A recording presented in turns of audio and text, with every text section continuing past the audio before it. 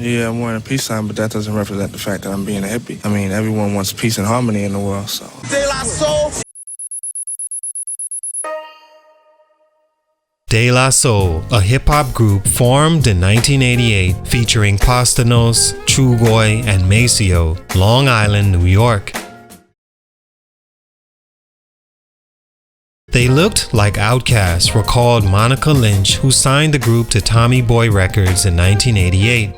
Dave had this Gumby haircut, they were wearing weird clothes, they looked like the antithesis of what was the prevailing style aesthetic in hip-hop at the time. That sort of puts the group's foundation in perspective, but more than that, De La Soul was ever evolving and ever experimenting with everything different but also natural. Their style was difficult to understand at first, but obvious at the same time, and as soon as you thought you had it figured out, boom, they did a 180 and headed in a different direction. Some would say to a fault because it didn't allow fans to catch up or the industry to fully grasp their genius. But artistically, they were committed to just that, the art. The art of being natural, the art of understanding change is a natural part of life, making them always different than anything else at the time. With all that said, De La Soul is a difficult feature to take on because stunted growth can often be accepted in just its negative form, when for me there's nothing negative or detracting about De La Soul the music, but mainly De La Soul existing in an industry that's cut and dry. Bottom line, is it this or is it that?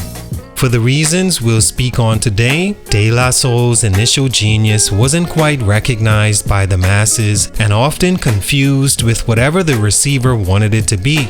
For example, when they first came out with the bright colors, peace signs, and daisies in the 80s, people saw it as, oh, how cool is this? The hip-hop version of hippies. Oh, they must be like this. Then they'll enjoy it long enough to find out, well, that's not who they are, even though at every point the group themselves would explain the use of the imagery they chose and what it meant to them, only to be ignored and celebrated for whatever the fan interpreted them to be. But somewhere lost in that exchange was the appreciation of what this group were doing at the time they were. Four self-admitted nerds, including Prince Paul, their producer, but the cool ones, I guess, that understood themselves at a young age and wasn't afraid to be that among whoever was in the room. They were also very talented in a quirky, sarcastic, silly, and unbothered kind of way, but also extremely hip-hop, arguably more than anyone else at the time, embodying what hip-hop originally was intended to represent. Coming as you are and using art and sound to show the world it's okay to be you. In a music society nowadays where everything similar gets the attention, it's important De La Soul was ever birthed as one example that different can not only be great, it's what's missing and should always be an ingredient in hip-hop.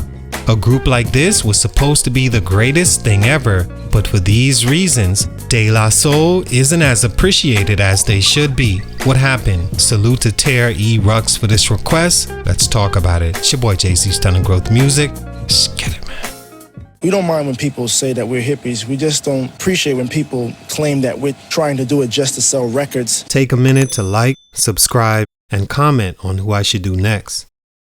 De La Soul is a hip-hop group active since the late 80s that came together naturally as young teens that found similar interests.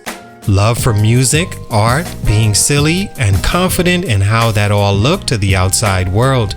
They met in high school in Amityville, Long Island, and were linked with DJ and producer Prince Paul of Stetsasonic, who was just as nerdy and in love with hip-hop music specifically as they were. Together, they cleaned up their demo and it found its way into the hands of Monica Lynch, president of Tommy Boy Records, by way of Daddy-O of Stetsasonic. Founder and CEO of Tommy Boy, Tom Silverman, said when he heard De La Soul, he knew it was important they came out to the world. It was either going to be huge or a disaster. De La Soul were huge initially. Stunt number 1, De La Soul is dead. The hippies of hip-hop. De La Soul, although they sorta despised being seen as hip-hop hippies, at least had that lane to be themselves and thrive in a come-as-you-are part of the conscious rap emergence within hip-hop that was becoming so popular in the early 90s. As an extension of the native tongue, a collective conscious community of rappers and rap groups with a message, who also were seen as eclectic, contemporary forms of hip-hop, usually confused as black hippies. Underneath that all was the appreciation everyone had for them being as different as they were, even if you didn't understand it. In that lane, De La Soul brought something to their label, and Tom Silverman, Monica Lynch, and A&R Dante Ross loved it. Their first album was full of bright colors, daisies, and baggy clothes, different from the Kangol, leather pants, watches, and cool rings of the other hip-hop acts. Their song Me, Myself, and I became a standout on the album and smash hit, going gold and #1 on the US rap and R&B charts. They followed that with the Say No to Drugs anthem Say No Go that peaked top 3 on the charts, and Buddy featuring native tongue artists. The Daisy Age was in full throttle, and De La Soul was steering the train of softer hip-hop contrast to the hardcore, braggadocious, gangsta sound also popular. They even received the acceptance from leaders of the other side of rap, Run DMC, Big Daddy Kane, and more.